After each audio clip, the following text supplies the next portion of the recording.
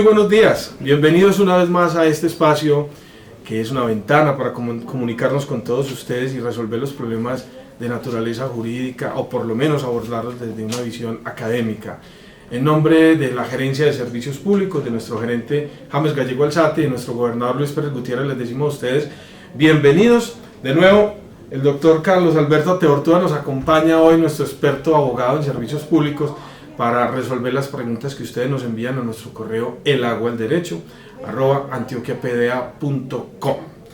Vamos entonces a entrar en materia rápidamente porque esperamos resolver un par de preguntas que tenemos bastante extensas. Cada una de ellas se subdivide en otras preguntas, pero que estamos seguros les va a servir mucho a todos ustedes para aclarar dudas similares que tienen. Y finalizando el programa estaremos compartiendo con ustedes algunas de las novedades que nos trae el Plan Nacional de Desarrollo en estos temas que nos atañen. Entonces, sin más, procedemos a la primera pregunta del día de hoy. Doc, yo no le he dejado a usted ni saludar. Aproveche entonces y saludemos. Sí, bueno, buenos días a todas las personas que nos acompañan en el día de hoy. Nuevamente agradeciéndole al Departamento de Antioquia y muy especialmente a la Gerencia de Servicios Públicos que nos dé esta oportunidad de utilizar las tecnologías de la información con el fin de comunicarnos con personas que tienen interés en avanzar en el conocimiento académico de temas sustancialmente los jurídicos en materia de servicios públicos domiciliarios y en particular de los servicios de agua potable y saneamiento básico. Posiblemente a medida que avancemos pues vamos a poder tratar otros temas que no son necesariamente los de agua potable y saneamiento básico, como son los asociados a energía, pero pues estas primeras conversaciones las hemos dedicado sustancialmente a estos servicios. Entonces reitero el agradecimiento de que tengamos la oportunidad de ampliar las aulas de la universidad y hablar con las personas que realmente tienen los problemas que son ustedes allá en los municipios. Muy bien, pasamos entonces a la primera pregunta. Yo la voy a leer, es extensa, tiene además una justificación o más bien una ambientación, nos cuentan todo y yo la voy a compartir totalmente porque creo que nos da el entendimiento completo del problema. Dice que la empresa de servicios públicos presta los servicios de acueducto, alcantarillado y aseo a un barrio que se encuentra en un corredor suburbano, en una zona rural. El barrio se encuentra en zona de alto riesgo por amenaza de inundación y movimiento en masa de acuerdo al plan de ordenamiento territorial. Esto creo que es clave y es un dato muy interesante que nos dan para nosotros poder abordar la respuesta. Se atienden aproximadamente 32 familias o viviendas con 2 macromedidores que se tienen instalados al ingreso del barrio desde el año 2000. Antes se encontraban las viviendas conectadas a la red principal ilegalmente, pero se tienen dificultades con el cobro de los servicios en atención a las siguientes situaciones. En ese entonces, estamos hablando del año 2000, se tenían censadas 12 familias a las cuales se les facturaba un consumo promedio de 20 metros cúbicos mes, el cual no se actualizó ni en valor ni en consumo. La segunda consideración es, en el año 2007 la empresa de servicios públicos, en aras de disminuir el índice de agua no contabilizada, identifica que en este sector ya existían 32 familias. Pasamos de 12 a 32, tenemos entonces 20 familias más en el 2017. Se procedió a revisar los medidores instalados, los cuales se encontraban en mal estado, y al cambiarlo se identificó un consumo muy alto, el cual, llevándolo a las 12 familias inicialmente asentadas en el barrio, se les incrementaba a 50 metros cúbicos el consumo por familia. En atención a esto se llegó a un acuerdo con la comunidad de este sector en acompañamiento de la personería municipal. La tercera consideración, es la última antes de entrar a las preguntas, es que se realizó un acuerdo de voluntad entre la comunidad, la personería y la empresa de servicios públicos municipales, en el cual se les piden 2 facturas independientes, distribuidas en 32 familias, a las cuales se les proyecta una cuenta de cobro mensual por familia con el consumo proporcional que arrojan los macromedidores, ya que por temas de convivencia es muy complejo que esta comunidad se ponga de acuerdo para el pago de las 2 facturas, de los cuales están al día 24 familias, y la empresa de servicios públicos no suspende el servicio por no afectar a los demás usuarios que sí están a paz y salvo, con un ingrediente adicional, es que en el sector hay muchas personas como niños y adultos mayores que tienen una protección especial. Nos hace 4 preguntas. Vamos a la pregunta número 1. ¿Existe alguna alternativa jurídica para que la empresa de servicios públicos pueda instalar medidores independientes y facturar a cada una de las 32 viviendas, teniendo en cuenta el riesgo en que se encuentran tipificadas por el acuerdo municipal, y que las viviendas no se encuentran legalizadas ante planeación municipal, y que la empresa de servicios públicos, dejando de presente que esta sería la solución? Bueno, que la empresa ella considera que sería la solución. Entonces la primera pregunta es, ¿qué alternativa hay para conectar a esas 34 familias de manera independiente y facturarles y cobrarles y poderles suspender el servicio? Es decir, darle tratamiento de cualquier suscriptor. Hasta ahí, Carlos, que es como a ver, el tema, y vamos a irlo desarrollando. Bueno, entonces abordamos ese y luego las otras. A medida que vamos avanzando, vamos como tratando de clarificar los aspectos puntuales. A ver, yo creo que las empresas de servicios públicos deben de tratar en todos los casos de regularizar la prestación del servicio.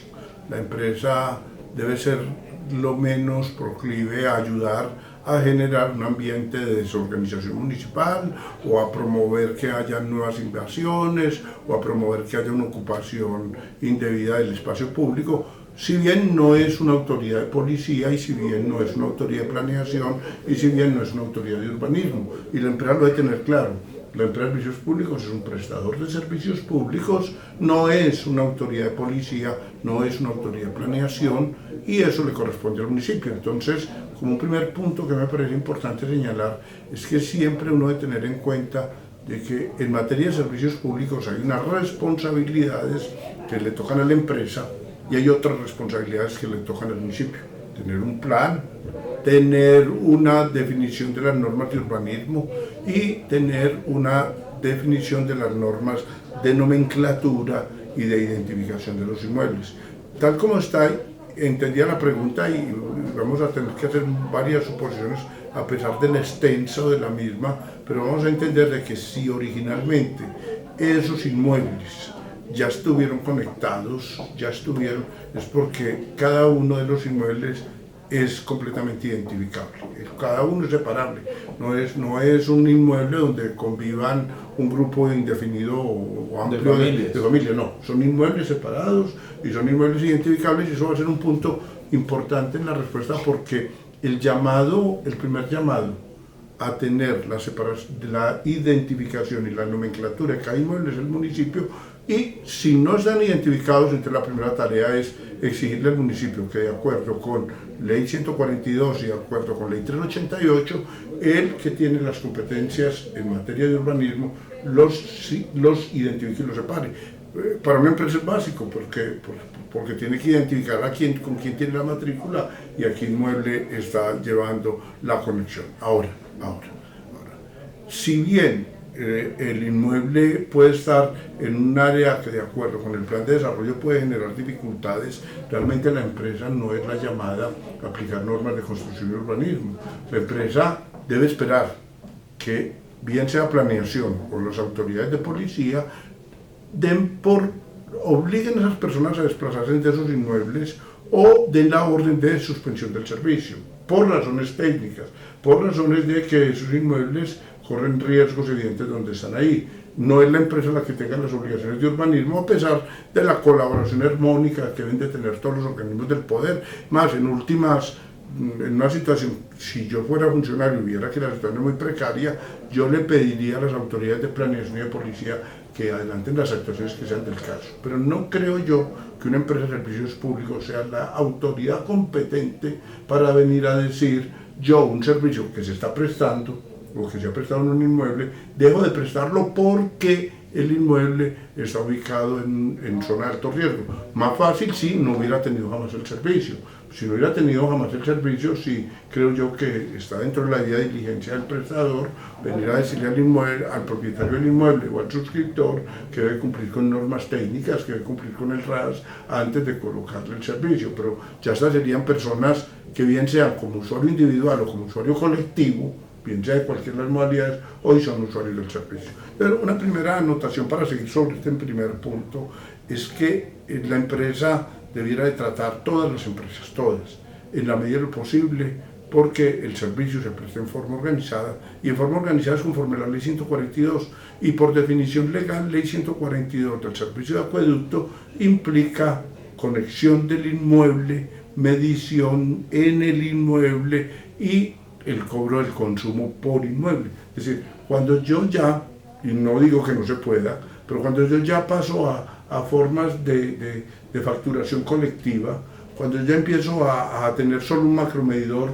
y no a tener medidores por usuario, yo ya empiezo, si bien a tener un comportamiento que regulatoriamente puede aplicarse por vía de excepción, empiezo a abandonar el sentido de la ley. El sentido de la ley es usuario de servicio público domiciliario, cada quien en su domicilio, cada quien con su contrato de condiciones uniformes y cada quien con su propia medición y cada quien haciendo el pago de sus propios consumos. Yo no puedo aceptar la tesis de que porque excepcionalmente hay fallos de la Corte que promueven el mínimo vital o que protegen a las personas con derechos constitucionales protegidos, eso me lleve de entrada a aceptar que el servicio está desorganizado. No, el servicio y la propia Corte, y en los últimos años ha vuelto a las tesis del año 2010, especialmente a la sentencia 717 del 2010, a una tutela que fue muy importante en su momento. El servicio lo presta el municipio, pero el prestador, no el municipio. El prestador se basa en unas normas municipales que expide el municipio. Si hay problemas de construcción, de urbanismo, de nomenclatura, son problemas del municipio y como tal la empresa debe expresárselos a él, y yo presto el servicio a usuarios específicos mediante un contrato específico de condiciones uniformes que implica la conexión y la medición de cada usuario. La pregunta es, ¿ve usted que haya algún instrumento jurídico para que los usuarios vengan por separado y hacerle contrato a cada uno? No, no es que yo vea un instrumento jurídico, no, es que así es que esa es la regla. Es que cuando yo aplico un mecanismo distinto, yo estoy abandonando la regla, que es la que yo solo le presto el servicio a quien tiene conmigo un contrato de condiciones uniformes. Las empresas de servicios públicos y las de acueducto y alcantarillado lo son, le prestan el servicio a los usuarios por una razón, porque tienen contrato con ellos. Y el usuario, que en ese caso adquiere la condición de suscriptor, cuando viene a inscribirse en la prestación del servicio, tiene que cumplir unos requisitos básicos y tiene que cumplir unas normas técnicas del servicio que se le piden al momento de la conexión. Ya cuando yo llego ya después, o cuando con el paso de los años yo tengo que enfrentar a ese usuario, ya es muy difícil que yo venga a alegarle unas circunstancias que debieron alegarse previamente. Otra cosa es que en el contrato yo sí tengo pactado, eso sí hay que pactar, eso sí lo tengo que tener pactado, de que una de las causales de terminación del contrato es por orden de autoridad competente. Entonces una autoridad competente, una autoridad de policía, de construcción y urbanismo, viene y dice que con fundamento en la letra 88 se suspenda o se termina la prestación del servicio en un determinado inmueble, y yo tengo que obedecer esa decisión. Mientras tanto, yo tengo que prestar el servicio en las condiciones inicialmente previstas en el contrato. Además, me parece en esta primera apreciación que tiende a generar un desorden social complejo el hecho de que yo, bajo un mismo macromedidor, tengo un grupo muy amplio de familias y que algunas paguen y otras no paguen el servicio. Porque entonces no hay un criterio más adelante para que las que no paguen dejen de pagar. Y esa empresa que me para las que paguen, dejen de pagar, claro, puede presentarse el problema. Además, esa empresa debe ser una empresa municipal, y entonces esa empresa está sometida a controles fiscales. Habrá una explicación para la Contraloría, cuando la Contraloría me diga un determinado usuario que es identificable y que está en causal de suspensión del servicio porque usted lo tiene identificado, no obstante estar en causal, de suspensión del servicio, usted no le ha adelantado el trámite de suspensión. Creo que jurídicamente se corre un enorme riesgo. Siempre la excusa que han tenido las empresas, y me parece que es una excusa muy válida, es, a pesar de yo estar frente a unos usuarios con una condición social muy compleja, yo tengo responsabilidades fiscales y yo no puedo incumplir la ley que me obliga a cobrar el consumo del servicio. Y quien no paga está en una causal que está prevista en el contrato para suspensión del contrato. Y la empresa lo ha dicho, es un deber de la empresa suspender el servicio a quien no paga. Y todos tenemos una obligación de solidaridad. Otra cosa es que ya una persona específica, que yo no puedo presumir que no tiene condición de pago, venga y alegue que ella tiene derechos fundamentales que no le pueden afectar porque en el inmueble viven menores y que tiene derecho a que se le lleve el consumo básico de subsistencia mientras tiene unas condiciones precarias que le permiten que no le permiten pagar el servicio. Porque una cosa clara que yo creo que vale la pena siempre estar recalcando es que si bien la jurisprudencia ha defendido el servicio universal y ha defendido que los más pobres tienen acceso al servicio y que no se puede suspender por el no pago, la jurisprudencia no dice que sea gratuito. Dice, no vengan y a ese usuario llegan con él a un acuerdo de pago. Y en los últimos pronunciamientos, cuando le han preguntado a la Corte qué hacer con un usuario que se niega a un acuerdo de pago, lo que ha dicho la Corte es, pues con ese usuario no tiene derechos por cuanto él no quiere acatar las obligaciones que tiene. Una cosa bien importante. También la Corte ha dicho, cuando se trata, y como ellos originalmente estaban, cuando se trata de personas que están conectadas de forma fraudulenta al servicio, están cometiendo un punible, que es la defraudación de fluidos. Y una de las causales para que no prospere la tutela. Sé que el tema es discutible y sé que hay fallos en uno y en otro sentido, pero la tendencia general es que quien está cometiendo el delito o el punible de defraudación de fluidos no tenga protección constitucional. Entonces, yo sé que es muy complejo, pero yo sí creo que las empresas son las primeras en llamadas al orden. Las empresas no pueden dar la sensación, uno, de que el servicio es universal y gratuito.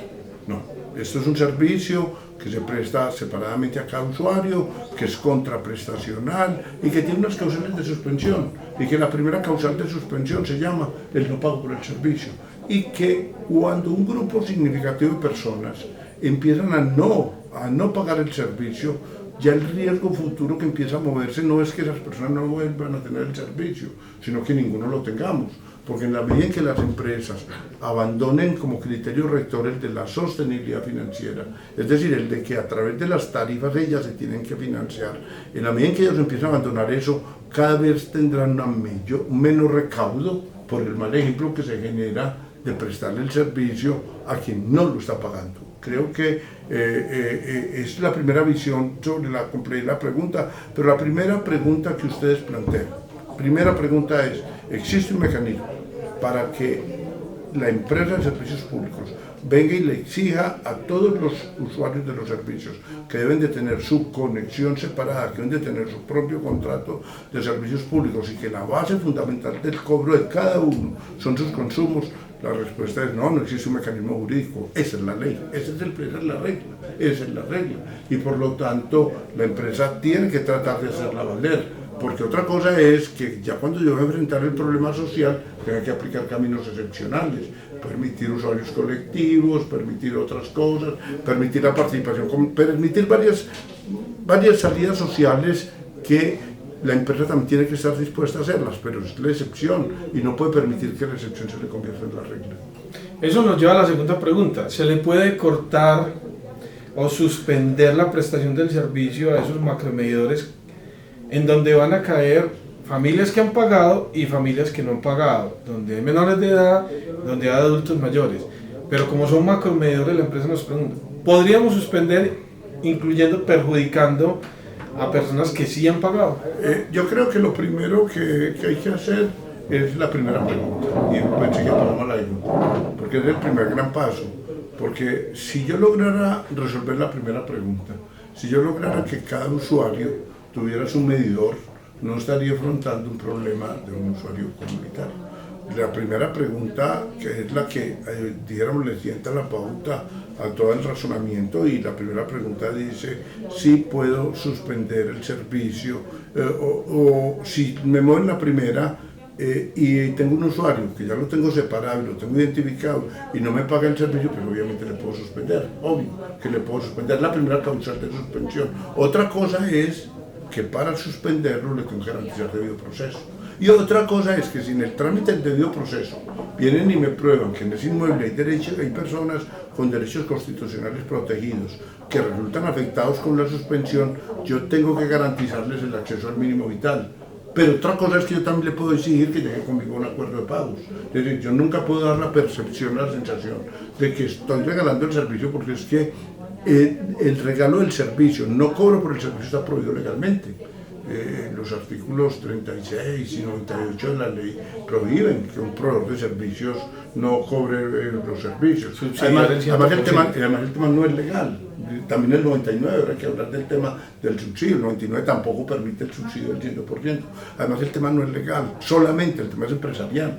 Cuando una empresa regala el servicio, lo que está poniendo en riesgo es su sostenibilidad. Ahora, supongamos ya que nos estamos moviendo en el entorno de que no fue posible que, de acuerdo con los convenios que ya hay con la comunidad y dentro del marco regulatorio, porque tocaría mirar con mucho juicio que nos encontremos dentro de circunstancias que nos permitan tener un macromedidor, o sea, no tener la medición individual. La empresa debe cambiar sus reglas, debe entender esto, y yo lo entendería así, que una de dos, o yo tengo 72 viviendas separadas y separables, completamente identificables, y a esas les llevo a 72 usuarios, 72 servicios, o que yo tengo un solo usuario, que es el usuario comunitario, no tengo tantos. Entonces yo trataría de decir, bueno, si una de dos, o son 72 y me separan de a una para yo llevar la micromedición, o es uno solito, y ese solito ya se encarga de hacer la distribución. Y yo ya me saldría el problema de que entre los 72 hay unos que sí y otros que no. No. Dentro de los 72... Claro, estamos hablando de 32 por este ejemplo. Entonces ya no son 32, es uno. Es uno. Comunitario. Y a ese uno le entrego lo que él es capaz de pagar. Y ya que él resuelva su problema interno, yo ya pediría nuevamente la reunión con el personero, e incluso yo diría, como esto es acá en el departamento de Antioquia, tenemos una enorme facilidad, y es que aquí hay Superintendencia de Servicios Públicos en Medellín. Yo le pediría la participación de la superintendencia, para si ya tiene otra iniciativa también no la haga saber.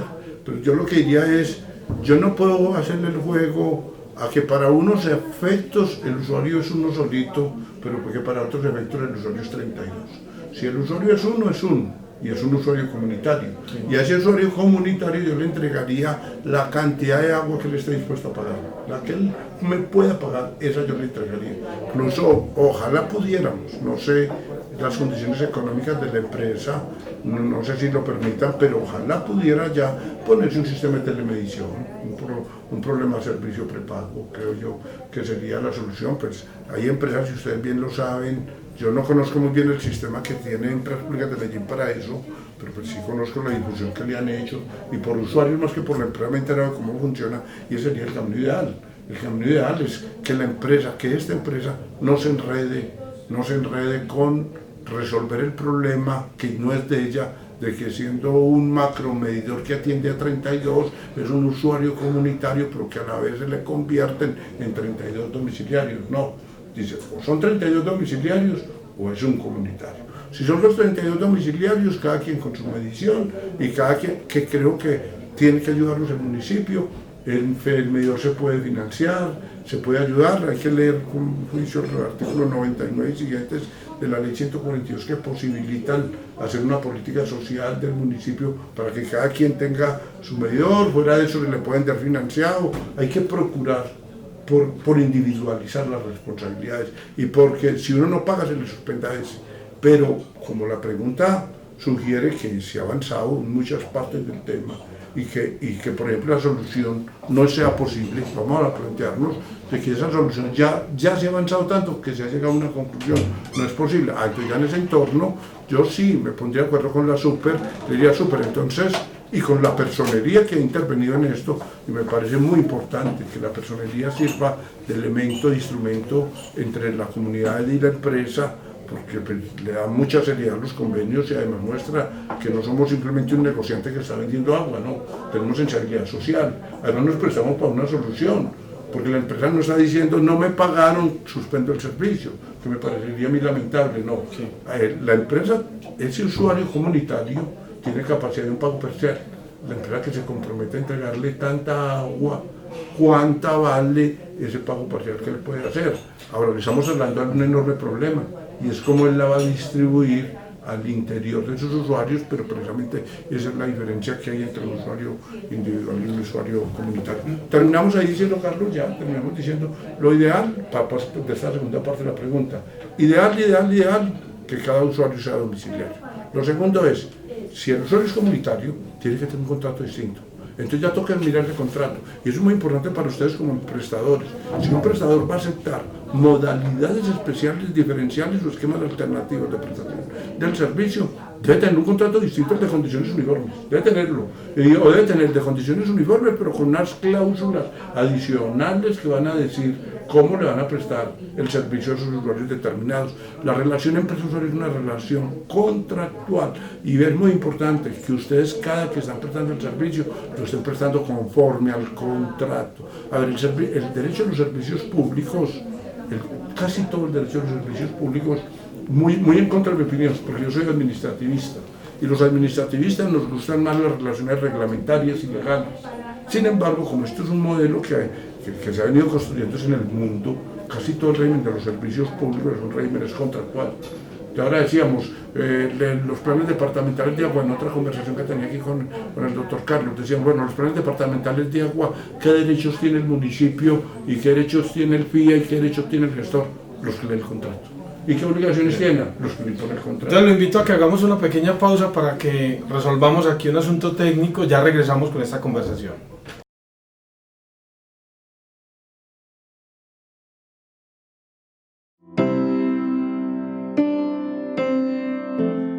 Nuestra imaginación es el principio de cada gran aventura. Imagina un mundo en el que cada ser humano disfruta el agua pura, un mundo en el que las aguas tratadas continúan su ciclo natural, beneficiando a las demás especies. Imagina un mundo en el que las basuras no son un problema, sino una alternativa para el desarrollo sostenible. Un mundo en el que todos sus habitantes, sin diferencia alguna, disfrutan de la magia que trae la energía. Este mundo que imaginas lo estamos haciendo posible con ingenio, visión e innovación al servicio de los antioqueños. Gerencia de Servicios Públicos de Antioquia. Antioquia piensa en grande. Volvemos al agua, al derecho, seguimos en la conversación. Estamos resolviendo una inquietud muy interesante que nos llegó con 4 preguntas que se subdivide y que tienen que ver con la prestación del servicio a una comunidad que se encuentra asentada en una zona de alto riesgo y que además no tienen la micromedición individual por suscriptor, sino que tienen una medición colectiva, un macromedidor, pero que responden no por un macromedidor, sino que individualmente. Habría que ver entonces si ellos en el acta, pues no conocemos el acta que firmaron con personería y empresas públicas y comunidad, no conocemos las condiciones si suscribieron un contrato o no, pero con la información que nos han brindado vamos a resolver las últimas 2 de este mismo punto. Dice la empresa que cómo puede recuperar la cartera de las familias que no están pagando la prestación del servicio y que se habían comprometido en ese acuerdo. Y la última sería la empresa de servicios públicos, qué riesgos está corriendo, me imagino que tiene que ver con riesgos más jurídicos que técnicos, prestando los servicios a esa comunidad en esas condiciones que ya dejamos. Ellos nos dan unas aclaraciones finales, y es que la comunidad está intentando reubicarse, está buscando irse para otro sector, Eso ha llevado a la comunidad a presentar acciones populares, y aunque la administración municipal ganó esa puja jurídica, el alcalde sí ha manifestado interés en reubicarlos, pero la comunidad no ha estado de acuerdo en los lugares en donde tentativamente se ubicarían, y que hay unos fallos de tutela en primera y en segunda instancia a favor de la empresa de servicios públicos, solicitando la instalación independiente de los medidores. Ellos con esos dos elementos adicionales nos preguntan si se puede recuperar la cartera que no han pagado estas personas y qué riesgos tiene la empresa si sigue prestando el servicio como lo viene haciendo. Carlos, yo creo que todo el tema gira alrededor de la primera pregunta y alrededor del punto donde hicimos el corte, por esto, porque, y lo he dicho en casi todas las sesiones de trabajo que hemos tenido, lo primero que hace una empresa es dominar el contrato de condiciones uniformes. Sí. Y en este caso, cuando el contrato de condiciones uniformes tiene modalidades especiales, como un usuario comunitario o como un esquema diferencial o como un esquema alternativo, lo más claro que la empresa tiene que tener es el contrato. ¿Por qué? Porque en el contrato es donde aparecen el conjunto de derechos que tienen los usuarios, el conjunto de obligaciones, y aparecen determinadas las partes del contrato. Entonces, mire que yo he sido aquí muy insistente y suficientemente explícito para que las empresas entiendan una cosa clara, y es que no pueden dejarse enredar de que tienen algo así como dos modalidades de contratos suscritos a la vez, que a la vez tienen el contrato de prestación de servicios domiciliarios, que tienen un CCU con cada familia específica, pero que a la vez tienen un contrato celebrado con el usuario comunitario. No, tienen uno solo. Y entonces lo primero que hay que definir clarísimo. Entonces aquí decimos, tienen un solo contrato. Y ese contrato es el que permite poner el macromedidor y el que permite saber que tenemos un usuario comunitario. El problema ha sido la facturación, porque no hay una persona jurídica que responda por ese macromedidor, no hay una asociación con personería jurídica que tenga capacidad de obligarse para decir yo pago esa factura. Entonces la empresa le divide lo que le corresponde a ese macromedidor en cada una de las 32 familias, y hay unos que pagan y otros que no. A esta hora del partido, la empresa le toca tomar una decisión, Sí. Con la comunidad, una de dos, o se constituyen como una comunidad organizada, Sí. y son un solo usuario. Y tienen que tener personería jurídica. Claro, tienen que tener. O sea, asociación de usuarios. Porque de resto, porque en derecho el problema del derecho es que en el derecho solo existen centros de imputación jurídica. Sí, el problema del derecho es que ¿quién va a alegar un derecho o una obligación frente a mí? ¿Quién lo va a alegar? Ojo, si son esos usuarios, ellos, cada familia es la que lo va a alegar, es porque el contrato no es con la comunidad. Colectivo. El contrato no es colectivo. Y si el contrato es colectivo, alguien tiene que estar actuando a nombre de esa comunidad. Ahora, que usted me diga, no necesariamente sacaron personalidad jurídica, sino que están debidamente asociados y autorizaron a alguien para que los represente a todos, y en el contrato claramente dice que la comunidad del barrio tal o de la zona tal, debidamente representada por fulano tal, de acuerdo con la asamblea que se hizo en tal época, y que con eso hemos trabajado, yo no le vería tanta dificultad. Pero el caso es que el empleador sí tiene que tener claro con quién tiene el contrato y a quién le va a exigir sus obligaciones y quién frente a ella va a alegar derechos, porque a mí no me puede venir en grupo al momento de exigirme la prestación individualizarme a la hora que yo voy a ir a cobrarles. No, yo tengo que tener eso. Me parece que es muy bueno insistir en eso, insistir en que eso no me lo aclara la comunidad, eso lo tiene que aclarar la empresa. Y la empresa, después de esta conversación, tiene que hacer una reflexión y decir, este contrato que yo tengo son 32 contratos o uno solo. Y si es uno solo, ¿con quién lo tengo? Y si hoy no lo tengo con uno solo, tengo que avanzar. Tengo que avanzar en decir, bueno, de aquí para adelante no son 32 contratos, es uno solo, y a ese solo con el que yo tengo el contrato, que representa a la comunidad, ese yo le voy a vender el agua que él está en condiciones de pagarme. ¿Cómo la recoge él de adentro? Si todos si pusieron unos más y otros menos, ese no creo que sea un problema de la empresa. Ahora, eso no es lo ideal, volvemos a insistir, esa es una salida excepcional frente a esa comunidad que está ahí. Ahora, sigamos con la última pregunta. La última pregunta que ustedes plantean es ¿qué riesgos está corriendo? Pues digamos que todos. Si yo fuera Contralor de Antioquia, lo más seguro es que a esa empresa la llamo a responder, seguro. ¿Por qué? Porque es que esa empresa está prestando un servicio a usuarios que no lo están pagando. Y está violando el principio de solidaridad que defiende la Corte, y es que todos tenemos el deber de pagar los servicios, y está jugando con el patrimonio público, porque si hay gente que no paga, lo que se pone en riesgo es la estabilidad del sistema. Creo que a esa empresa le toca ponerse seria, y seria es venir y decir cómo es que va a seguir prestando el servicio. Entonces vamos a ponernos de acuerdo. Son 32 usuarios domiciliarios, cada quien con su medición y cada quien con sus derechos, sus contratos, sus obligaciones, su tarifa, y el que no pagó le suspendo a ese. 2, no es así. Yo tengo es un usuario comunitario, dadas las condiciones especiales y que cumplen con los requisitos regulatorios para que cada uno no tenga su medición, además socialmente no es fácil hacerlo, además económicamente no sería eficiente, además hay dificultad, bueno, todo lo que quiera de uno argumentar a favor de tener uno comunitario. Sí, listo, perfecto, demos ese paso, lo aceptamos, pero las condiciones de ese nuevo contrato. Entonces vengan y sentémonos y hagamos ese nuevo contrato. Pero es que lo va a celebrar con un conjunto de personas que van a tener un representante. Bueno, listo, pero ese representante tengo que saber que con él es el que vamos a entender, y que él es el que me va a pagar, y que yo ya no tengo ninguna relación jurídica con las personas con las que más allá de él van a estar, y que yo no le voy a suministrar el servicio, sino el que él esté en capacidad de pagarme. Si yo presto un servicio público domiciliario en una entidad estatal y lo estoy prestando a riesgo de que no me lo puedan pagar, yo estoy jugando con el patrimonio público. El patrimonio público, es que son cosas muy distintas. Lo que pasa es que en derecho, cuando uno empieza a ver una situación, dirá, pero es que, y alguien diría, pero es que te gustó aquí hoy sí se nos está cambiando porque él es un defensor del mínimo vital. No, es que lo sigo defendiendo, pero el mínimo vital es una excepción. Y el mínimo vital no es siquiera diciendo gratuito. Es que son dos cosas distintas. Agua para todos. ¿Gratuita? No, gratuita no, todos pagando.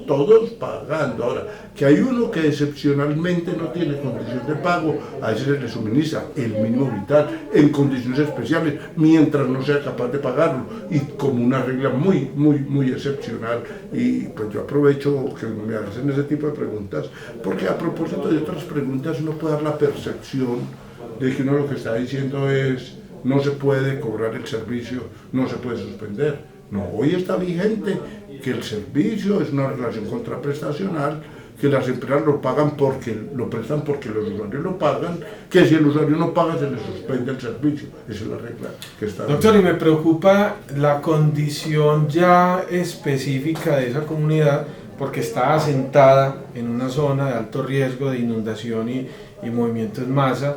Entonces, si la empresa y si la comunidad estuviera dispuesta a tener sus micromedidores y hacer su contrato de condiciones uniformes y a formalizar su relación con la empresa, y la empresa decide instalarle a ellos su servicio de acueducto y alcantarillado, estando en esa condición, ¿eso no puede generar un inconveniente a la empresa? Yo haría debida diligencia. Primero, yo no me invadiría funciones públicas. Los prestadores de servicios públicos son empresas, sí, no son autoridad. Allí ese es otro tema que algún día pues miraremos, pero son dos cosas distintas.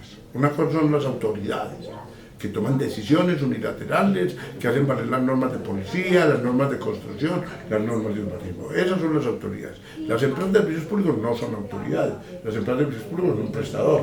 Pero ahora, si yo como prestador me doy cuenta de que estoy poniendo en riesgo la vida o la estabilidad del inmueble con la prestación del servicio, o que él manifiesta el incumplimiento de una norma técnica, lo primero que yo tendría que hacer es revisar mi contrato.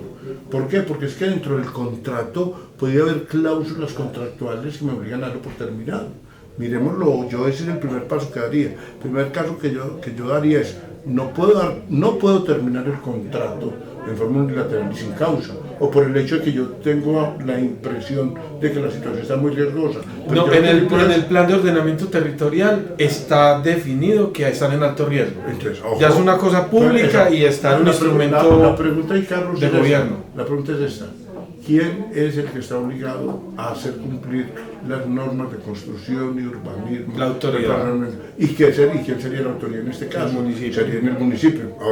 Ahora, entonces yo digo, me doy cuenta de que la situación es así. Yo le preguntaría al municipio oficialmente, Yo le diría, municipio, aunque usted es autoridad.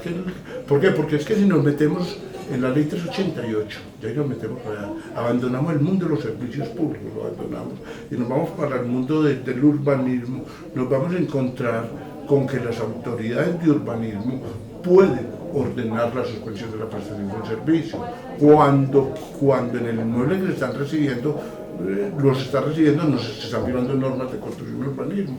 Y si ustedes toman el contrato de condiciones uniformes o el colectivo que celebraron con esa comunidad, ustedes van a encontrar que hay un artículo que se llama causales de terminación del contrato. Y la primera o la segunda va a ser por orden de autoridad competente. Por orden de autoridad competente. Eso es lo que se está previendo. Que en un asunto que sea de autoridad, la autoridad, no yo voy a invadir el árbitro de otras autoridades. Yo cumplo mi debida diligencia poniendo esto en conocimiento de las autoridades competentes. Me parecería arbitrario que una empresa de servicios públicos, que es un agente económico, porque es un agente económico, que una empresa de servicios públicos, que lo que hace es la prestación de una facilidad que extrae el agua, resulte invadiendo la órbita de competencias del inspector de policía o la órbita de competencia del inspector de planeación y urbanismo o del alcalde. Pero también me parece irresponsable que, siendo consciente yo que el servicio como lo estoy presentando o prestando puede generar alguna dificultad, me quede callado. Entonces ahí, Carlos, yo lo que creo es que el municipio debe de tomar las acciones en forma oficiosa. La empresa consultable.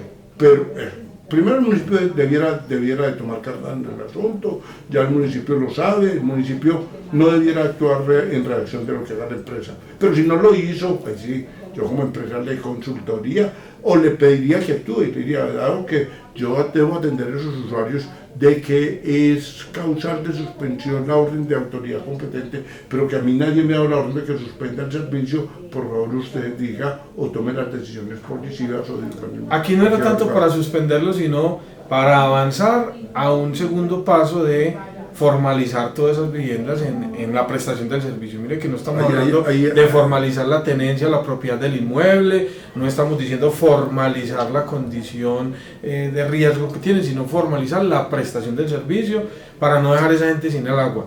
¿Podría la empresa decir, venga, les hago contratos de condiciones uniformes y le instalo un micromedidor, sabiendo que está en una zona de alto riesgo? Lo que usted nos está diciendo es, si la alcaldía o el municipio no lo ha dicho, vaya usted a empresa y consulte a las autoridades de riesgo. Porque yo hoy estoy. Porque además el agua ya le está llegando. Porque yo sí distingo eso. Yo distingo entre quien tiene el servicio y quien no lo tiene. Sí. Porque es el quien ya lo tiene que suspendérselo. Y entonces ya parecería arbitrario que yo resulte suspendiéndole el servicio. Ahora, cosa distinta es si fueran nuevos. Porque si fueran nuevos, yo sí le podría decir, al momento del señor afiliarse, yo le puedo decir, bueno, hoy la doctrina vigente es que no basta con que ocupe el inmueble. Durante mucho tiempo, y yo en mis clases sostenía eso, basta con que alguien ocupe un inmueble y diga que requiere los servicios y no hay necesidad de verificar normas técnicas para que se preste el servicio.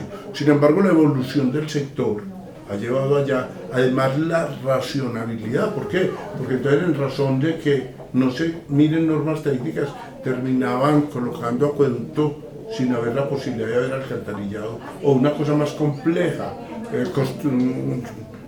prestando el servicio de energía sin que las personas cumplan con las normas mínimas de sus fusibles, de cumplir el RETIE como norma básica, y lo que estábamos poniendo en peligro era la vida misma de las personas. Hay un mínimo de normas técnicas que ya la Corte ya las ha aceptado que se deben de cumplir. Entonces, al momento de la prestación del servicio, yo debo hacerlo. Ahora, otra cosa es si yo lo tengo pactado como causal de terminación en manifiesto. Por eso es muy importante manejar el contrato. Ahora la empresa viene y revisa el contrato que tiene con esos usuarios. Y si dentro de esas causales que están previstas en el contrato tiene un derecho a la revisión permanente o a suspenderlo cuando ellos no han cumplido normas técnicas, la empresa entonces debería proceder, porque aquí hay un tema de ponderación de derechos, ¿no? La gente tiene mucho derecho a tomar el agua y eso hay que cuidarlo, pero también tiene derecho a vivir, y los terceros también tienen derechos. Entonces muchas veces cuando se presenta un problema de invasiones o que ocasiona un deslizamiento, no solamente padece quien directamente está utilizando el agua, sino que también afecta a terceros. muy probable que con ese uso indebido, con esa construcción que no debe hacer, no solamente se estén afectando a ellos, sino que afecten a otros.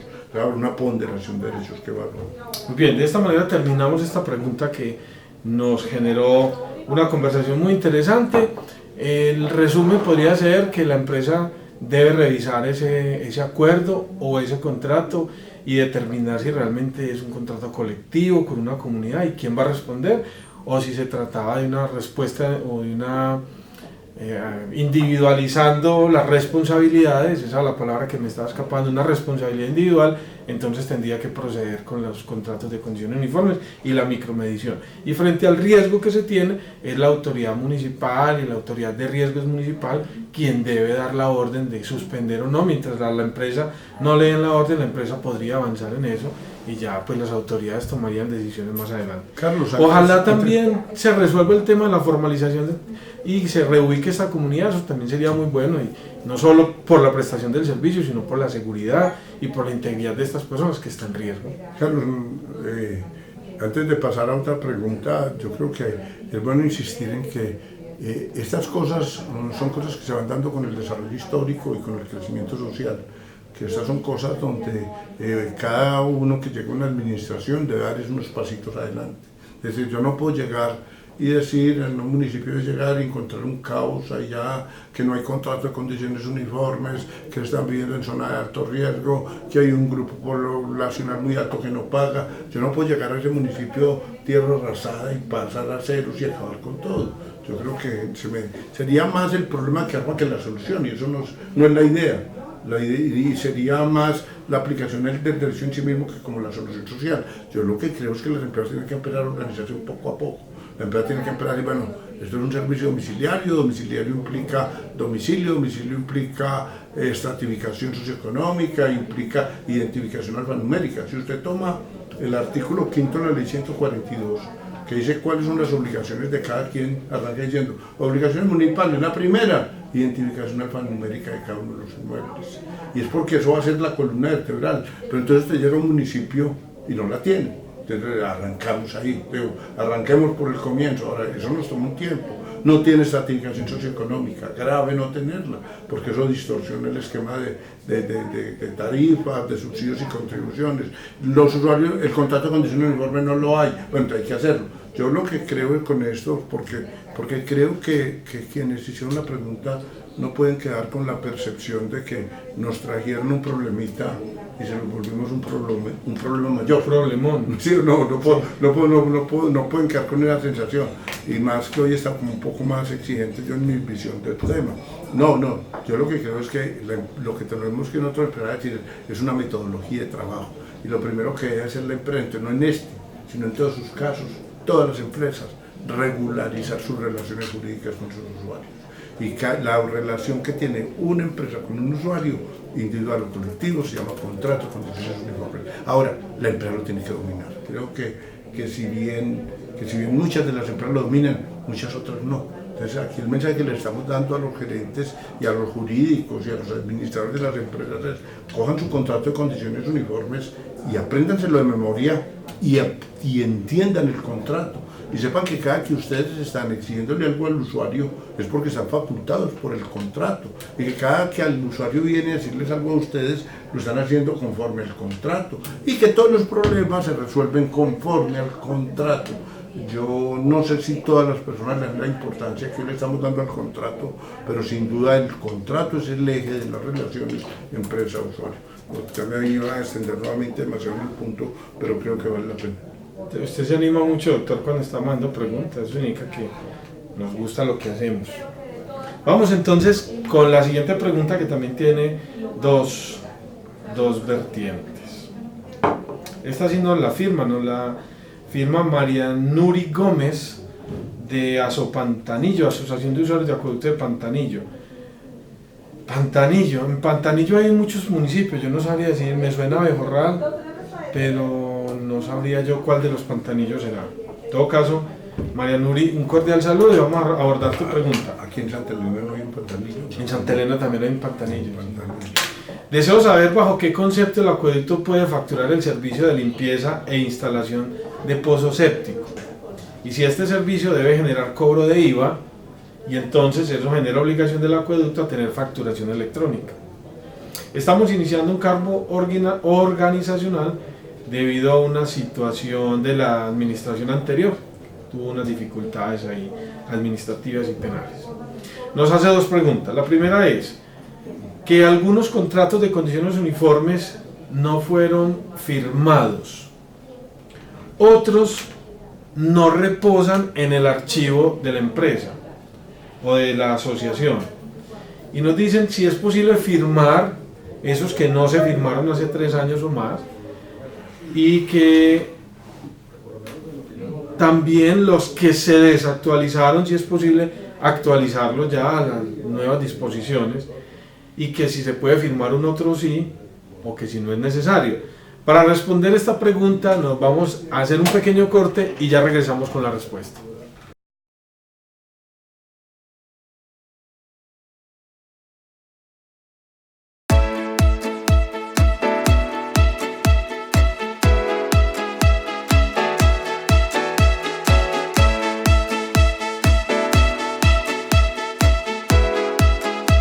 Queremos seguirle contando a la comunidad, que se entere de primera mano de las personas que han intervenido en esta obra tan importante sobre las situaciones, expectativas y también logros de este plan maestro, que ha avanzado en más de un 50% en cuanto a su ejecución y a su presupuesto.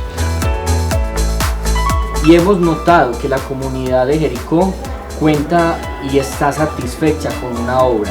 Eso se refleja en una movilización ciudadana hasta el 50% de ejecución de la obra, de 1.697 personas. PQRSD hemos recibido apenas 10. Eso genera y nos demuestra que estamos haciendo las cosas de la mejor manera. Garantizamos que velamos porque los trabajos que se vienen ejecutando cumplan las normas técnicas y la garantía para el goce y disfrute de todos los jericoanos. A los ciudadanos jericoanos por la paciencia que han tenido con esta obra, que aunque sé que trae algunos inconvenientes temporales, va a traer un buen beneficio para el municipio. El gobernador Luis Pérez, gracias a él vamos a poder seguir avanzando en mejorar el servicio de agua potable y saneamiento básico de Jericó, pero también de ir mejorando las vías urbanas para que Jericó siga vendiéndose como esa vitrina turística del suroeste y de Antioquia. Vamos a seguir con este compromiso de seguir construyendo a Jericó, de seguir construyendo Antioquia, y quiero invitarlos a que nos sigan apoyando para que entre todos sigamos soñando y construyendo esta Antioquia que piense y que sueñe en grande.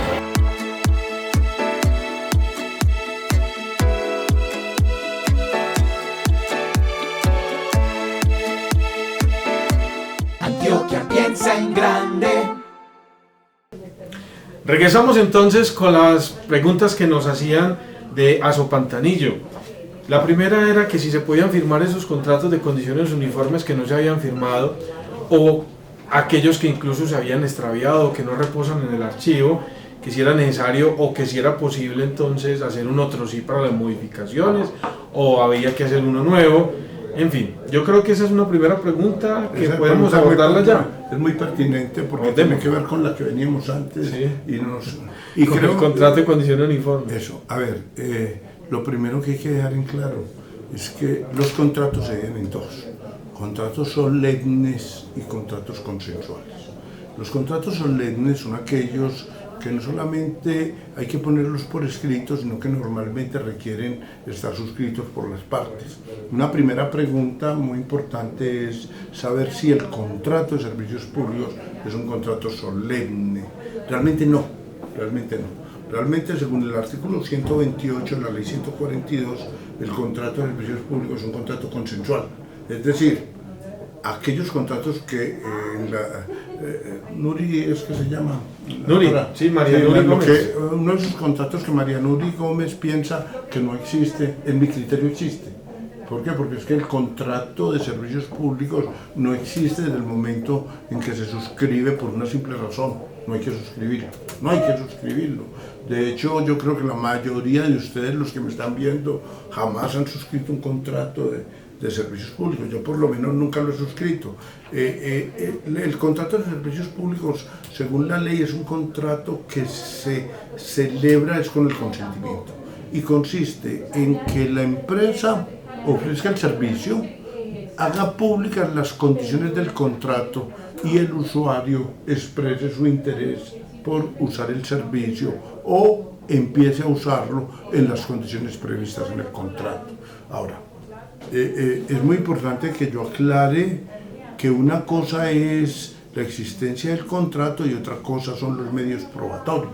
Es muy importante que el contrato esté y que el contrato esté archivado, y es muy importante que las empresas tengan su catastro de usuarios y que los tengan identificados, quién es el usuario, pero lo que estamos diciendo no es un requisito de existencia ni de validez del contrato. El contrato existe desde el momento en que la empresa de servicios públicos lo hace público y el usuario manifiesta que no necesariamente expresamente su interés de tener el servicio, empieza a hacer uso del mismo y incluso lo está pagando porque se le está facturando. Y adquiere la obligación de pago. O sea, el contrato ya existe. Ese contrato ya existe. Y si él lo suscribe hoy y se dice que ese contrato existía desde antes, no yo personalmente, que lo ataco, no le da dificultad. Lo que probablemente yo diría es, no necesito firmarlo, porque es que esos contratos no requieren de firma para que existan. El contrato existe, para que el contrato exista. Ahora, Carlos, lo que pasa es que dentro de ese plan que estamos planteando en la reunión de hoy, y es de organizarnos, la gestión de cobro va a girar mucho alrededor de la organización que yo tenga. ¿Por qué? Porque es que a mí me deben pagar los servicios varios y yo los tengo que tener identificados. Una empresa de servicios públicos organizada tiene varios catastros. Tiene un catastro que es el de usuarios. ¿Quiénes son los usuarios? Los que se benefician del servicio. Que están consumiendo. Los que están consumiendo, eso. Pero eso es distinto de otro que se llama el suscriptor. Resulta que el contrato yo no lo tengo con el usuario. El contrato yo normalmente lo tengo es con el suscriptor. ¿Y quién es el suscriptor? Es el que pide el servicio. Es el que solicita la matrícula. Ese es otro. Puede muchas veces ser el mismo. Muchas veces el mismo usuario es el mismo suscriptor, pero ya con el paso de los años empieza a distinguirse. ¿Por qué? Porque es que el suscriptor aparece en el primer momento del partido. El suscriptor aparece cuando se hace la urbanización. Muchas veces el suscriptor no es siquiera el propietario. Muchas veces el suscriptor es el urbanizador o por allá. O el primer propietario. El primer propietario. Ese es el suscriptor. Y el contrato lo tengo con ese suscriptor. Ahora, si ese suscriptor nunca viene y pide que se cambie la condición de suscriptor, también en mi criterio, sé que hay unas opiniones distintas, pero en mi criterio, ese suscriptor toda la vida sigue siendo solidario en los derechos y obligaciones que emanan del contrato. Y ese suscriptor es distinto al dueño. Ese es otro distinto. Un inmueble puede tener tres distintos. Puede tener suscriptor, dueño y usuario, perfectamente distintos. ¿Quién es el suscriptor? El que pidió el servicio, el que solicitó el contrato y jamás vino a la empresa y dijo, yo no quiero ser más el suscriptor. ¿Por qué? Porque yo si no lo vendí. Ahora, por el solo hecho de yo venderlo, pierdo la condición de suscriptor. A mí me parece que no. Por el solo hecho de yo venderlo, pierdo la condición de dueño. Y por lo tanto, una de las condiciones nuevas para la empresa es que aparece un nuevo deudor solidario, que es el dueño. ¿Qué es el dueño? El dueño siempre ha sido solidario. O sea que desde el principio pudo haber tres: suscriptor, dueño y usuario. Cuando yo vendo el inmueble, y por eso en la notaría me exigen que traiga el PAS y salvo de servicios, le transfiero al nuevo suscriptor, al nuevo dueño, los derechos y obligaciones que emanan del contrato, pero no la condición de suscriptor. Yo voy al suscriptor, esa es una condición aparte. Ahora, yo ya no quiero ser más, yo ya no, pero la condición de dueño, no la condición de suscriptor. La condición de suscriptor en mi criterio sigue subsistiendo. O sea que en mi criterio la empresa podría cobrarle el servicio al suscriptor, que es el constructor, puede cobrárselo al dueño, que no son Carlos, o puede cobrárselo al usuario que soy yo, puede cobrárnoslo a los tres. Y el suscriptor no es para mí no es suficiente que él diga que perdió la condición de suscriptor porque vendió el inmueble, porque es que la ley lo separa, no es un tema de categoría legal. Sin embargo, sería muy discutible que yo venda un inmueble 10 años después vengan a cobrarme los servicios públicos, que porque soy suscriptor. Imagínese esta. vienen a cobrárselo, usted en condición de dueño nunca autorizó el servicio y vienen y se lo cobran y usted jamás lo autorizó y se lo podemos cobrar. Le podemos cobrar, usted responde en condición de dueño, no necesariamente usted es parte. Ahora, lo que pasa es, yo sí creo es que el suscriptor tiene derecho a dejar de ser suscriptor. El suscriptor tiene derecho a venir a la empresa de servicios públicos y decirle, yo que suscribí, yo que solicité el contrato, no quiero más. Entonces, en ese caso, la empresa le debe preguntar al dueño o le debe preguntar al usuario. Vamos. Dice, bueno, señor, ve aquí vino Carlos Ate Ortúa, que era el suscriptor, él pide que lo separen de ese contrato, él ya no quiere ser más parte en ese contrato, por favor, ustedes quieren asumir la posición del suscriptor. Pero bueno, ese es un tema marginal, porque metamos en el tema que es evidentemente claro, el dueño y el usuario. El dueño y el usuario responden solidariamente, pero lo que yo no quiero perder de ángulo en la pregunta es ellos quieren actualizar ese documento impreso, que no lo tienen. Pero el punto claro, Carlos, es ese documento impreso no necesita firmación. Ese es el punto claro. El punto claro es el documento impreso. Pero ¿cómo hacemos para hacer exigibles las obligaciones y derechos del contrato si no están impresas? Ojo, es que están impresas en la copia del contrato. Lo que la empresa debe tener es en sus oficinas, deben de tener la copia de la minuta del contrato. Con el formato vacío sin nombre. Con el formato vacío sin nombre. De hecho, casi nunca se firma eso, nunca. ¿Por qué? Porque es que, de hecho, la situación real es así. La empresa, una casa nueva. Esa casa nueva, alguien viene y la va a matricular. El día que esa persona la va a matricular, no le dicen que firme un contrato, sino que llene un formulario. Él llena un formulario y ese formulario es el que estudia la entidad igual que inmediatamente dice que sí, que tiene el derecho y ese es el que le pone el número de la matrícula y ese es el que figura como suscriptor y no se le debe firmar un contrato. Ahora, tiene que ser un municipio bastante pequeño, esto que es una comunidad veredal, para hacerlo firmar, pero no requiere. Debe existir y las empresas tienen la obligación de tenerlo, pero de tenerlo el modelo general. Desde el comienzo. Y cuando yo solicito el servicio, habrá algún ítem donde diga, me acojo al contrato de condiciones uniformes. Claro. Y ya, quedé acogido a él, pero yo realmente no me sentí. Ahora, también aclaro esto. Si zozobra. Es decir, además me lo hicieron firmar. Ahí está muy bien. Y eso no lo invalidaría. Y eso no haría bien. Entonces, lo que le da es tranquilidad a esta asociación para decirle, no se preocupe, esos que no tienen firmado en el archivo, no es necesario que lo firme. Si usted quiere hacerlo, lo puede hacer y no tiene ningún efecto negativo. Y los que firmaron y se les extraviaron, los puede volver a hacer firmar si los quieren tener. Y si no los hacen firmar, no pasa nada. Eso es lo que le estamos diciendo. Estén tranquilos. Ahora, por orden, es bueno saber en cada caso, no tanto que tenga firmado el contrato, sino a partir de cuándo existe el contrato. Es más importante saber la matrícula y el suscriptor. Y es por esto, es porque cuando ustedes ya toman el contrato, ustedes van a ver, ¿y este contrato por qué plazo se hizo? Entonces en la minuta tomen ustedes el contrato y deben tener una cláusula que se llama plazo contractual. Entonces este contrato se hizo por un plazo de 2 años. Lo hizo un contrato a partir de cuándo.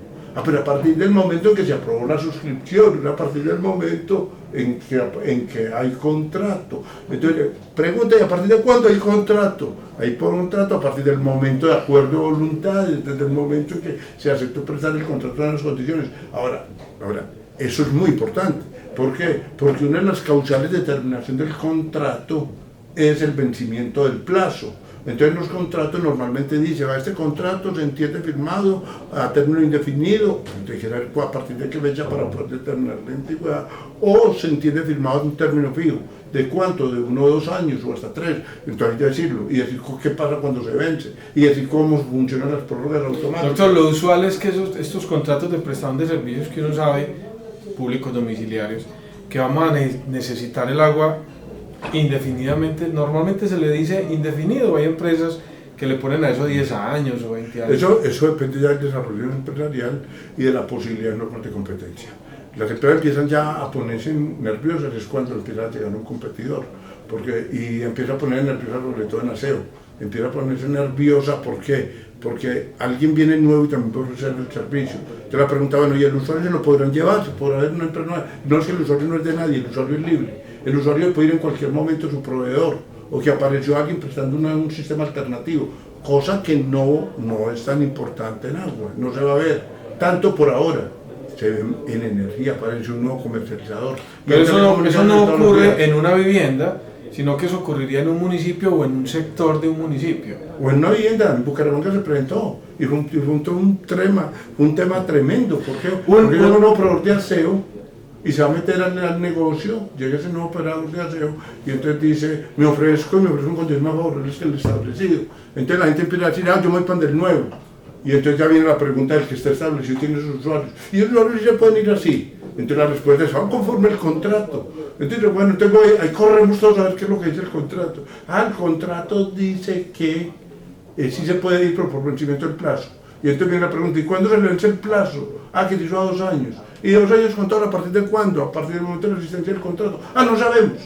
No sabemos desde cuándo existe el contrato. Ahí se presenta un problema grave para la empresa, pero es más. Pero si ya pasaron 4 años, se entiende, renovados por periodos iguales. Lo que diga el contrato. Ahí dice el y si contrato. no dice algo, un juez de la República no resuelve el lío. No, es ya término indefinido y entonces habrá que avisar conforme la regulación. Normalmente la ley tiene el tema definido. Pero entonces, para volver acá, ya aquí terminando, lamentablemente se nos ha ido el tiempo en esas preguntas muy importantes, pero en esa pregunta, y eso es muy importante, es para todos los, no solamente para Manzanuri, sino para todos. Ojo, es muy importante el contrato, pero ese contrato no es un contrato solemne. ¿Qué quiere decir? No requiere la firma de las partes. Entonces, bueno, y entonces, ¿cuándo existe ese contrato? Cuando la empresa ofrece el servicio en condiciones generales, cuando hace público el contrato y se complementa el acuerdo de voluntades cuando la persona manifiesta su interés en tener ese contrato y la entidad lo acepta. Y eso todo se va a dar en el momento del suscriptor. En ninguno de los programas anteriores habíamos hablado de eso, ¿no? Un tema que ya nuevo aquí en la reunión de hoy, en la reunión anterior no lo hemos hablado, y la diferencia que hay entre el suscriptor, el dueño, y el usuario. El contrato lo tiene el suscriptor, que es el que pide el servicio, y él no es el que firma el contrato, y él no firma el contrato, sino que solicita el contrato y ahí aparece pues ya la relación jurídica. La última, para que nos vamos, dicen en mi pueblo, doctor. Nos dice María Nuri también que la facultad para vender, ella habla de venta de servicios, era del gerente. Sin embargo, el administrador hizo una venta de servicios, de conexiones, y las hizo a unos precios inferiores, en unas condiciones diferentes, a unas distancias diferentes, y nos dicen que, dado que ya se hizo la venta, que si ellos pueden ajustar el precio al valor real, no al que el administrador anterior cobró. Nos dice qué hacer cuando el usuario está a 1 kilómetro o más de distancia, es decir, tenemos un usuario que está muy retirado pues como de la red principal, o que si es procedente devolver el dinero y decirle, yo no le puedo seguir prestando servicio, le devuelvo el dinero que usted pagó por esa conexión y no le sigo atendiendo. De hecho, nos pregunta María Nuri. Sí, a pesar de que en servicios públicos hay usuarios y no clientes, sí, lamentablemente, para todos, para bien y para mal, el régimen legal colombiano del contrato es el régimen del derecho civil y del derecho comercial. Entonces, que aquí hay una oferta de servicios. Es decir, el usuario se rige por la oferta que le hace. ¿Y le hace quién? El que tiene la apariencia de representarlo. Es decir, cualquier persona que haya en una empresa de servicios públicos y que esté actuando con la apariencia de poderla comprometer, la está comprometiendo. Esto es diferente de un contrato estatal. Que en un contrato estatal uno se pregunta, bueno, y ese sí era competente, y si tenía CDP, y si podía, y vamos a intentar la nulidad. No. Como aquí se trata del suministro de bienes, y de un suministro de bienes que, si bien, insisto, no son mercancías, se someten en muchos aspectos al régimen de las mercancías, la oferta comercial vincula. Es decir, si la empresa le ofrece al tercero el bien, y el tercero aceptó de buena fe, obliga a la empresa. Y el tercero no está obligado a llegar allá a hacer investigación, a don Tito, a decirle, o a doña Margarita que está ahí en la cabina o que está en la taquilla. Muéstrame el manual de funciones, a ver si ese sí es competente para vender o no. Muéstrame si usted si puede hacerme esa rebajita. o muéstrame si usted me puede cobrar esa tarifa. Lo mismo cuando uno va a comprar un vehículo, o cuando uno va a alquilar un inmueble, lo va a comprar. El señor que lo vende llega y le dice, aprovecho de que estamos en promoción y le hacemos el 5. Punto, eso vincula. Independientemente sí, que no es ni el dueño, ni el gerente, ni el representante legal, es un empleado. Eso es muy importante tenerlo en cuenta. Y es muy importante tener en cuenta que los contratos de servicios públicos son derecho privado. Eso va a ser muy importante. ¿Por qué? Porque es que los contratos en derecho público, los contratos que celebra el municipio y que celebran las empresas industriales y comerciales del Estado son contratos solemnes. Ahorita insistí mucho en que este era consensual, pero no expliqué que el otro era solemne. Y como el otro es solemne, solo existe cuando está suscrito. Y solo se puede ejecutar cuando ya se hace el registro, el registro presupuestal. Miren que es muy distinto. Y ojo, y a usted le puedo salir yo con un contrato ya adjudicado de que efectivamente no había la apropiación presupuestal y estamos en un problema grave. Todos estamos en un problema grave. Mientras en un contrato de derecho privado basta con el acuerdo de voluntades, en un contrato de derecho público se requieren solemnidades adicionales, como la que solo está por escrito. Entonces, si no está puesto por escrito y firmado, adiciono, porque además hay que tener esta distinción. El hecho de que una ley o de una norma diga que un contrato debe ponerse por escrito no quiere decir suscrito, no quiere decir firmado, eso es otra cosa distinta. Entonces, cuando los contratos son estatales, requieren estar por escrito y ser firmados. ¿Por qué? Si no están firmados, no se han perfeccionado. Y como no se han perfeccionado, no existen. En cambio, estos son consensuales. Entonces, lo que yo llamo la atención de ustedes es esto, que uno no puede salir de una empresa de servicios públicos estatal a decir, no, es que yo me río por el derecho privado, solo para escoger a dedo el contratista, o solo para contratarlo en forma directa. Pero enseguida, a ese que le dije que era el derecho privado, venir y decirle, no, pero es que el CDP, no, pero es que el perfeccionamiento del contrato, no, es que las actas, no, es que nada de eso aplica, nada de eso aplica. Cuando yo digo que en los contratos de las empresas de servicios públicos se aplica el derecho privado, lo que se aplica es el Código Civil, el Código de Comercio, la autonomía de la voluntad y que los contratos sean básicamente consensuados. Entonces, frente a la posibilidad de modificar el precio, de cancelarle el servicio a ese usuario que está por fuera del área de cobertura, de devolver el dinero que le decimos a María Nuri. María Nuri, negativo. Nosotros, en mi criterio personal, creo que nosotros no podemos cambiarle las condiciones de oferta de un servicio que se rige por las reglas del Código Civil y del Código de Comercio. Ahora, puede haber responsabilidades patrimoniales, puede haber responsabilidades fiscales de esa persona que sin la debida autorización de la entidad hizo eso. Ya vendrá otro problema. El otro problema son las responsabilidades personales. Incluso si se trata, en tu caso no sé si se trata de una sociedad, de una empresa, porque pareciera más bien una organización comunitaria. Es una asociación. No van a tener ustedes suficientes instrumentos legales para adelantar una acción en contra del administrador. Pero normalmente en las sociedades existe la acción social. Primero tenía un caso típico de acción social, de patrimonial. ¿En qué consiste? Consiste en que cuando yo como gerente o como representante legal de una sociedad tomo decisiones para las que no estoy autorizado y que afectan el patrimonio social, la sociedad, los socios de la sociedad tienen derecho a cobrarme ese perjuicio que yo. ¿Y puede entonces la Asopantanillo estar obligado a prestar el servicio en un área fuera de su cobertura porque un administrador saliéndose de sus facultades dijo que sí y cobró? Pues no parece decir que no es si está obligado o no, es que lo está prestando. Es que lo está prestando, según eso. Que cobró por la prestación del servicio o cobró por la suscripción. ¿Por qué cobró él? No, por la suscripción, pero no estoy leyendo la pregunta, no nos dice nada de la facturación mensual, nos dice un administrador anterior no tenía facultad para ofrecer colecciones, no obstante las vendió sin el lleno de requisitos y a un valor inferior, en algunos casos fuera del área de coberturas. ¿Qué obligaciones tiene el acueducto?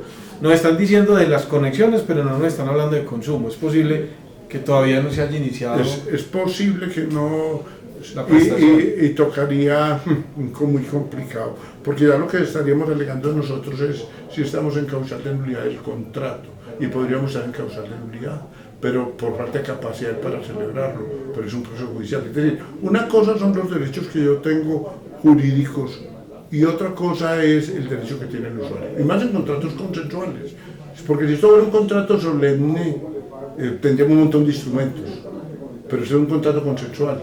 Yo frente a un tercero que actúe de buena fe, le vendí un servicio, y en ese momento mi primer deber sería ejecutar. Cumplir. Creo que si las situaciones fueran ya muy críticas, ya la empresa tendría que poner en dos condiciones. Primero, intentar la nulidad del contrato. Segundo, pues llamar a ese señor para darlo por terminado de común acuerdo, dado que estamos en incapacidad física de prestarle el servicio porque está por fuera del área del servicio o porque me generaría un enorme detrimento económico, o ver cómo se me autoriza a cobrarle una tarifa especial a ese señor a través de la regulación para que el negocio no me vaya a quebrar. Doctor, muchísimas gracias a por ustedes, su compañía, por sus enseñanzas, siempre muy enriquecedor compartir con ustedes esta ventanita que hemos abierto para comunicarnos con todos los prestadores en todas las regiones de Antioquia. A ustedes muchísimas gracias por acompañarnos, los invitamos el próximo martes a las 10 de la mañana a estar en sintonía con El Agua al Derecho. De nuevo, reiteramos nuestro agradecimiento al señor gerente de Servicios Públicos, doctor James Gallego Alzate, y a nuestro gobernador de Antioquia, Luis Pérez Gutiérrez. Las voces que escucharon de fondo es porque hoy tenemos muchas reuniones aquí en la gerencia, entonces hemos tenido bastante público y seguramente se ha colado un poquito de ese entusiasmo en las demás reuniones aquí en la grabación, pero sabemos que eso nos permite demostrar que estamos grabando y que estamos en vivo y que no estamos aquí en una zona aislados. Muchísimas gracias a ustedes, un abrazo y nos vemos el próximo martes. Nuestra imaginación es el principio de cada gran aventura. Imagina un mundo en el que cada ser humano disfruta el agua pura. Un mundo en el que las aguas tratadas continúan su ciclo natural, beneficiando a las demás especies. Imagina un mundo en el que las basuras no son un problema, sino una alternativa para el desarrollo sostenible. Un mundo en el que todos sus habitantes, sin diferencia alguna, disfrutan de la magia que trae la energía. Este mundo que imaginas lo estamos haciendo posible con ingenio, visión e innovación al servicio de los antioqueños. Gerencia de Servicios Públicos de Antioquia. Antioquia piensa en grande.